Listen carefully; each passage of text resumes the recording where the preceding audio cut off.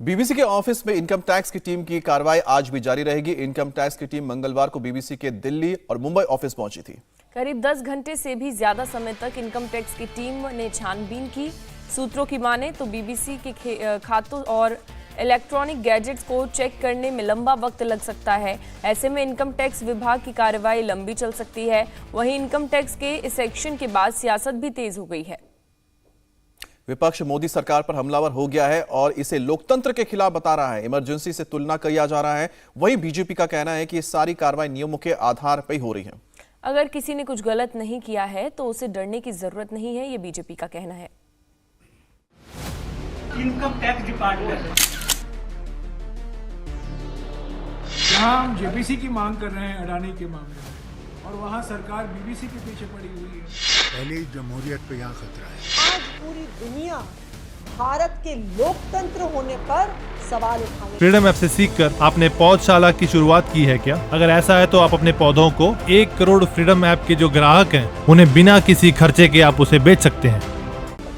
BBC के 100 साल के इतिहास में इस प्रकार की कोई छापामारी और रेड हुई है। अब बीबीसी पे हमला किया है। बीबीसी की क्रेडिबिलिटी एक्स्ट्राऑर्डिनरी है। मोदी जी या बीजेपी से जो असहमत होता है उनके साथ ऐसा होता है। दिल्ली से मुंबई तक बीबीसी के दफ्तरों में आयकर विभाग की टीम पहुंची। ताबड़तोड़ छापेमारी शुरू हुई। उधर विपक्ष को मोदी सरकार पर हमला करने का एक और मौका मिल गया।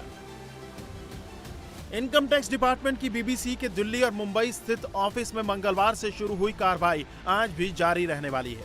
मंगलवार की सुबह करीब 11:15 बजे इनकम टैक्स की टीम बीबीसी के दफ्तरों में पहुंची थी और इसके बाद देश में लोकतंत्र की दुहाई दी जाने लगी। यहां हम जेपीसी की मांग कर रहे हैं अडानी के मामले में, और वहां सरकार बीबीसी के पीछे पड़ी हुई है। विनाश काले विपरीत बुद्धि। सबसे पहले आपको बता दें कि बीबीसी के दफ्तरों में छापेमारी क्यों की गई। इनकम टैक्स डिपार्टमेंट ने बीबीसी से बैलेंस शीट और लेन देन का ब्यौरा मांगा है। इनकम टैक्स डिपार्टमेंट के मुताबिक बीबीसी पर वित्तीय अनियमितता का आरोप लगा है। ट्रांसफर प्राइसिंग नॉर्म्स और इंटरनेशनल टैक्सेशन के नियमों का उल्लंघन करने का आरोप है। बीबीसी पर टैक्स चोरी का भी आरोप है। बीबीसी के फाइनेंशियल ईयर 2012-13 के बाद किए गए सभी लेन देन की जांच हो सकती है। कि सुबह तकरीबन 11 बजे के आसपास इनकम टैक्स की टीम द्वारा दिल्ली से लेकर मुंबई तक बीबीसी के दफ्तर पर सर्च ऑपरेशन किया गया।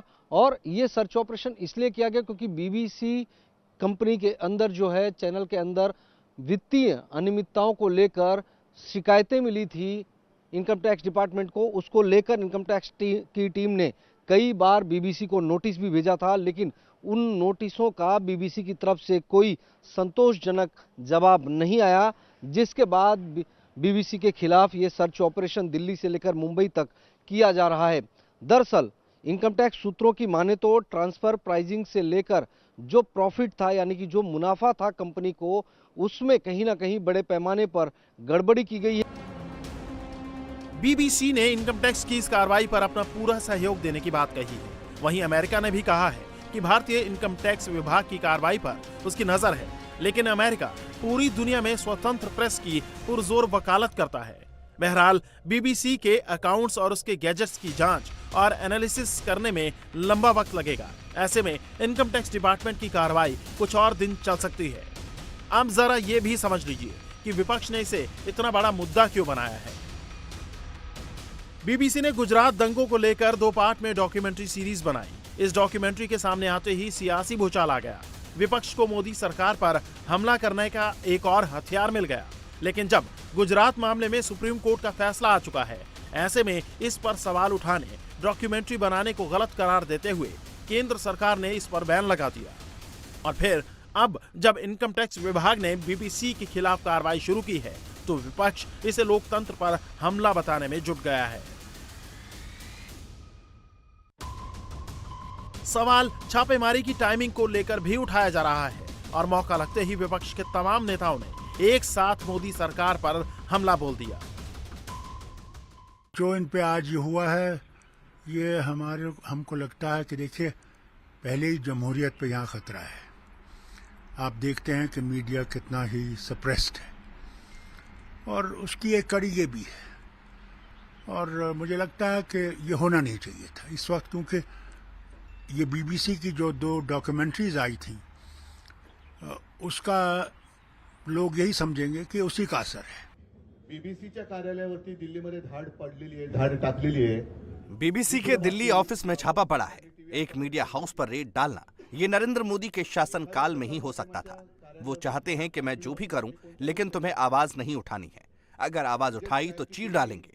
ये जो दमनकारी सोच दिखाई दे रही है, इसके खिलाफ अगर हम सब साथ नहीं आए और अपनी ताकत नहीं बढ़ाई तो कल को पूरा देश खत्म हो जाएगा। ती आपण वेळेमध्ये एकत्र आलो नाही आणि आपली ताकद वाढवली नाही तर उद्या संपूर्ण देश खाऊन टाकेल। आज भारत उस स्थिति में आ गया है पूरी दुनिया में कि आज पूरी दुनिया भारत के लोकतंत्र होने पर सवाल उठाने लग गई। जब पूरे दुनिया भर के अखबार छपेंगे तो उसमें क्या हेडलाइन आएगी? उसमें ये हेडलाइन आएगी कि भारत की सरकार ने एक अंतरराष्ट्रीय मीडिया एजेंसी को डराने की कोशिश की, धमकाने की कोशिश की, क्योंकि उन्होंने उनकी सरकार के खिलाफ कुछ लिखा। कुछ दिन पहले बीबीसी ने एक डॉक्यूमेंट्री रिलीज किया था गुजरात दंगे के बारे में, जिसमें नरेंद्र मोदी को क्रिटिसाइज किया हुआ था आज का prime minister, the then chief minister of Gujarat. उसके बाद बड़ा डिबेट हुआ और उसके बाद ये जो आयकर इनकम टैक्स रेड है बीबीसी के ऊपर, ये टाइमिंग लेकर थोड़ा क्वेश्चन है। ये क्या नॉर्मल प्रोसेस है आईडी का या एक विंडिक्टिव प्रोसेस है उस डॉक्यूमेंट्री के लिए? समाजवादी पार्टी के मुखिया अखिलेश यादव ने भी ट्वीट कर इसे वैचारिक आपातकाल करार दिया। वहीं बीजेपी प्रवक्ता गौरव भाटिया ने बीबीसी की मंशा पर सवाल उठाए। उन्होंने बीबीसी को ही संदेह के कटघरे में खड़ा कर दिया और इनकम टैक्स की कार्रवाई को सही बताया। फ्रीडम ऐप से सीखकर आपने पौधशाला की शुरुआत की है क्या? अगर ऐसा है तो आप अपने पौधों को 1 करोड़ फ्रीडम ऐप के जो ग्राहक हैं उन्हें बिना किसी खर्चे के आप उसे बेच सकते हैं। कोई भी एजेंसी हो, मीडिया से जुड़ी हो, कंपनी हो, अगर भारत में वो काम कर रही है तो उसको भारत के कानून को मानना होगा, उसका पालन करना होगा। अगर कुछ गलत किया नहीं है, कानून का पालन किया है, तो फिर डर कैसा, फिर चिंता कैसी? आयकर विभाग को अपना काम करने दिया जाना चाहिए और दूध का दूध और पानी का पानी हो जाना चाहिए।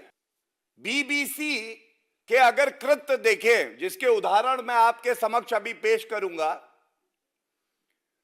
तो यह पूरे विश्व की सबसे भ्रष्ट बकवास कॉरपोरेशन हो गई है। और दुख की बात यह है कि बीबीसी का प्रोपेगेंडा और कांग्रेस का एजेंडा एक साथ मेल खाता है। इंडिया टीवी हर वक्त हर जगह डाउनलोड करने के लिए सर्च करें India TV news Google play store या ऐप स्टोर पर।